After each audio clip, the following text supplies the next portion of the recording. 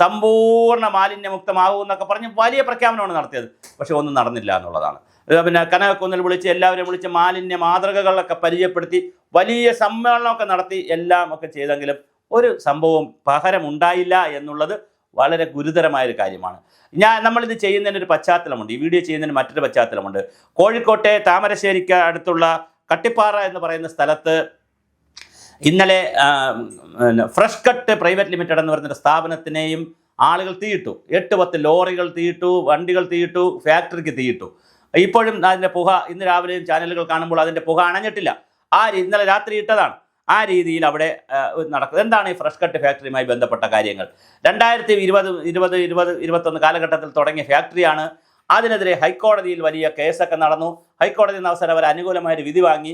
പഞ്ചായത്ത് ആദ്യം സാങ്ഷൻ കൊടുത്തു. കോഴിമാലിന്യവും അതുപോലത്തെ കാര്യങ്ങളും പിന്നെ സംസ്കരിക്കുന്ന പ്ലാന്റാണ്. പക്ഷേ അതിൻ്റെ അടുത്ത് നല്ല തോടുണ്ട്, നദിയുണ്ട്. അപ്പോൾ തോടിനടുത്തത് കൊടുത്തത് അതിൻ്റെ ലൊക്കേഷൻ തന്നെ ഒരു പ്രശ്നമാണ്. ഒരു മലയുടെ താഴത്ത്, താമരശ്ശേരി പോലുള്ളൊരു സ്ഥലത്ത്, ചുരമൊക്കെ ഉള്ളതിൻ്റെ താഴെയാണല്ലോ താമരശ്ശേരി ചുരത്തിൻ്റെയൊക്കെ അടുത്തുള്ളൊരു സ്ഥലത്തൊരു നദിയുടെ തീരത്ത് ഇത് കൊടുത്തത് തന്നെ ആ ലൊക്കേഷൻ തന്നെ പ്രശ്നമാണ്. പക്ഷേ അങ്ങനെയുള്ള സ്ഥലത്ത് കൊടുത്തു. പൊല്യൂഷൻ കൺട്രോൾ ബോർഡിൻ്റെ ആദ്യം അതിൻ്റെ ലൈസൻസ് കിട്ടി. പിന്നെ അവരുടെ അന്വേഷണവും മറ്റു കാര്യങ്ങളും ഇല്ലാതെ പോയി. അവരും പ്രതിക്കൂട്ടി നിൽക്കുന്നു.